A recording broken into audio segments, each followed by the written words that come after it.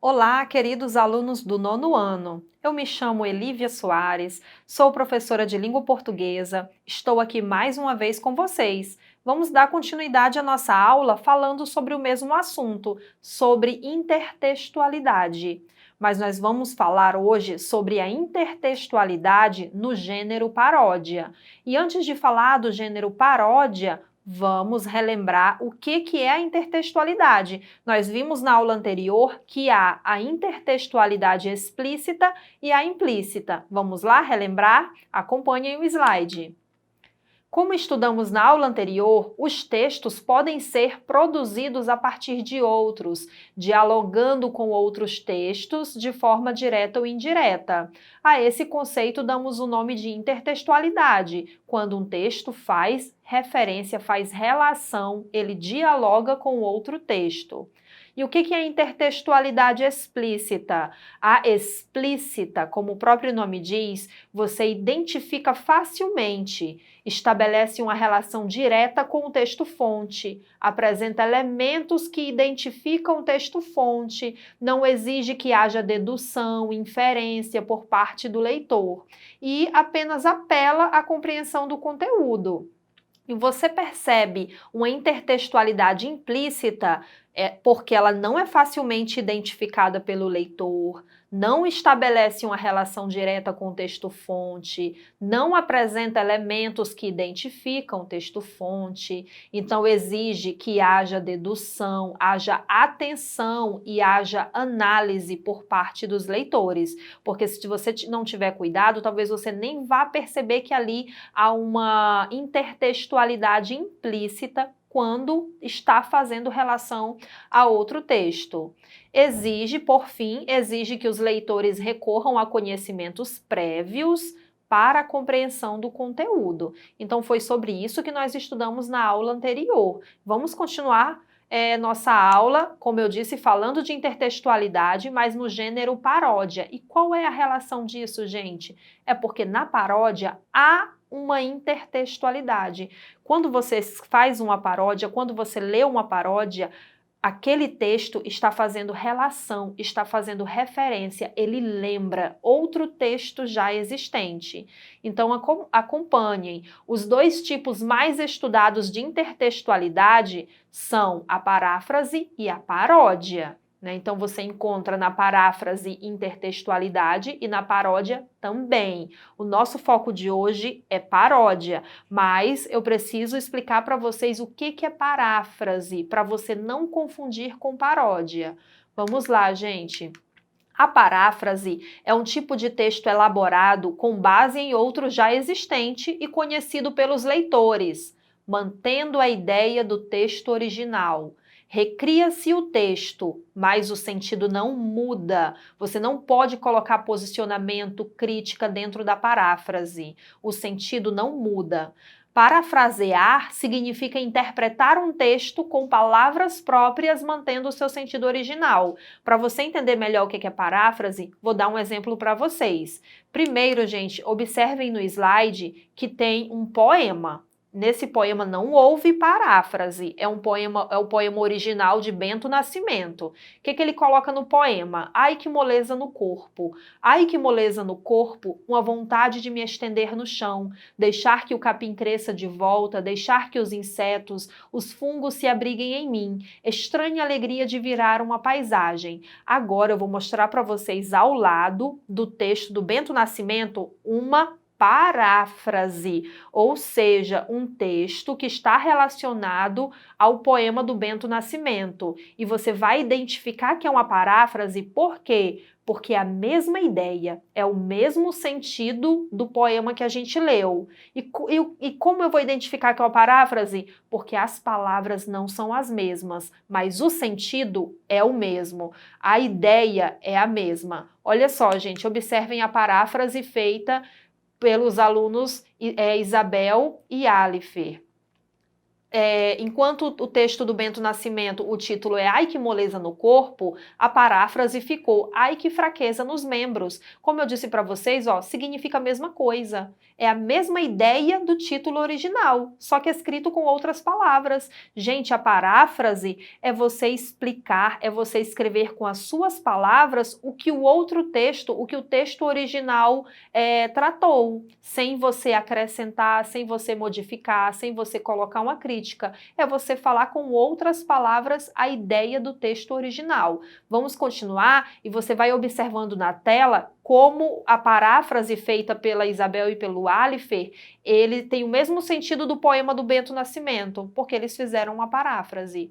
Ai que fraqueza nos membros, um desejo de deitar no piso, permitir que o mato aumente ao redor, permitir que os insetos, os fungos se alojem em mim, desconhecida felicidade e vontade de virar uma paisagem. Então eles falaram a mesma coisa que o poema anterior, só que com as palavras deles. É isso, gente, que é a paráfrase. Agora, antes de a gente iniciar, antes de a gente começar falando de paródia, eu vou mostrar um exemplo para vocês que não é paráfrase. Observem na tela. Temos aí um trecho do poema Canção do Exílio, do poeta Gonçalves Dias. Nosso céu tem mais estrelas, nossas várzeas têm mais flores, nossos bosques têm mais vida, nossa vida mais amores. É um trecho do poema dele, é somente um trecho. Esse é o poema original. O que aconteceu? No hino nacional foi usado 2 versos desse poema. Observem ao lado. Do que a terra mais garrida, teus risonhos lindos campos têm mais flores. Nossos bosques têm mais vida, nossa vida no teu seio mais amores. Gente, observem que no hino nacional, coloquei aí em destaque para vocês, em negrito, a parte, os versos que foram retirados do poema Canção do Exílio. Isso não é paráfrase. Por quê, professora? Porque foi retirado exatamente os versos do poema e colocado no hino nacional. Paráfrase precisa ser escrito com outras palavras e não com as mesmas palavras. No hino nacional houve uma intertextualidade, houve uma relação com o poema Canção do Exílio, porque no hino nacional foi usado versos do poema Canção do Exílio, mas essa intertextualidade não se trata de paráfrase. Agora vamos para o nosso foco de hoje, que é a paródia, a intertextualidade no gênero paródia. Já a paródia, foco principal da nossa aula, deriva do grego, parodês, e significa canto ou poesia semelhante a outra. Trata-se de uma releitura cômica, geralmente envolvida por um caráter humorístico e irônico, que altera o sentido original. A paródia altera o sentido original, criando assim um novo sentido. Ou seja, recria-se um texto a partir de outro, guarda algumas semelhanças, mas o significado, o sentido é modificado. Observem agora que vai sendo apresentado para vocês o texto original e uma paródia do texto original. Novamente, temos aí um trecho do poema Canção do Exílio. Minha terra tem palmeiras, onde canta o sabiá. As aves que aqui gorjeiam não gorjeiam como lá. É o texto original, gente. É o texto original, não houve nesse texto original intertextualidade nenhuma. Agora, o que houve intertextualidade foi o que está ao lado, paródia de Canção do Exílio. Né? Se é uma paródia, está fazendo relação com outro texto. Então, houve uma paródia, né? E na paródia há intertextualidade. Olha essa paródia. Minha terra tem macieiras da Califórnia, onde cantam gaturamos de Veneza. Eu morro sufocado em terra estrangeira. Nossas flores são mais bonitas, nossas frutas são mais gostosas, mas custam 100.000 réis a dúzia. Ai, quem me dera chupar uma carambola de verdade e ouvir um sabiá com certidão de idade. Texto de Murilo Mendes parodiando o poema Canção do Exílio de Gonçalves Dias. Uma das características da paródia é fazer uma ironia ou crítica, além do humor. Nesse exemplo, enquanto Gonçalves Dias, né, no texto original, ele sente saudades da sua terra e a define como um lugar ideal e cheio de belezas, o autor da paródia fala do alto preço das frutas, fazendo uma crítica ao comércio de sua terra. O objetivo das paródias não é apenas o de fazer um texto a partir de outro. A intenção maior é trazer humor, satirizar, ironizar, fazer um protesto ou criticar algo. Pode ser feita a partir dos mais diferentes gêneros textuais. Você pode fazer uma paródia a partir de uma música, pintura, poema, anúncio, entre outros gêneros textuais. Vamos conhecer mais paródias para você se apropriar mais desse gênero? Olha só, gente, um exemplo aí de uma paródia, um anúncio publicitário da Hortifruti e em destaque a seguinte frase: olha que couve mais linda, mais cheia de graça. Entre no ritmo da Hortifruti. Então, gente, esse anúncio publicitário, ele está fazendo uma paródia. Porque quando diz, olha que couve mais linda, mais cheia de graça, está fazendo uma paródia porque você relembra a canção Garota de Ipanema, de Tom Jobim, né, que está aí ao lado. Olha que coisa mais linda, mais cheia de graça, é ela, menina, que vem e que passa num doce balanço a caminho do mar. Esse é o texto original e o anúncio publicitário utilizou a frase principal dessa canção, que as pessoas mais conhecem, para poder fazer uma paródia. Enquanto a canção ela fala da beleza da mulher que andava ali naquela praia de Ipanema, a garota de Ipanema, no anúncio publicitário não está falando da beleza de uma mulher, mas está falando da couve, né? Então aí houve uma paródia, houve intertextualidade e essa intertextualidade se trata de uma paródia. Outro exemplo de paródia, gente, o sapo lavou a mão, um anúncio publicitário da empresa Johnson's. Né? Nessa outra, temos a paródia da canção infantil. Quando você lê O Sapo Lavou a Mão, você lembra da canção infantil O Sapo Não Lava o Pé. Nesse texto, há a frase O sapo lavou a mão, em alusão, em referência à música. Se trata de paródia, pois é uma ação contrária, negando o texto original.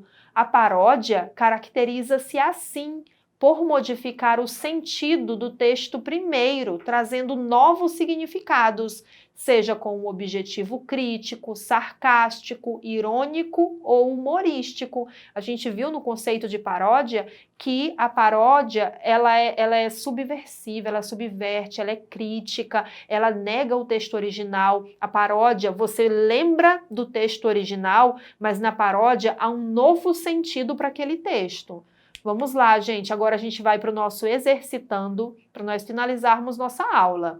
De um lado, nós temos a música do Tim Maia, muito conhecida, Não Quero Dinheiro, e do outro lado, nós temos uma paródia, Eu Só Quero Dinheiro.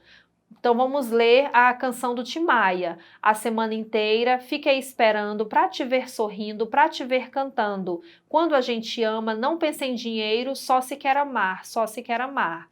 Ao lado, na paródia, a semana inteira fiquei esperando pra me ver sorrindo, pra me ver comprando. Com a carteira cheia, só penso em dinheiro, só quero comprar, quero comprar, quero comprar.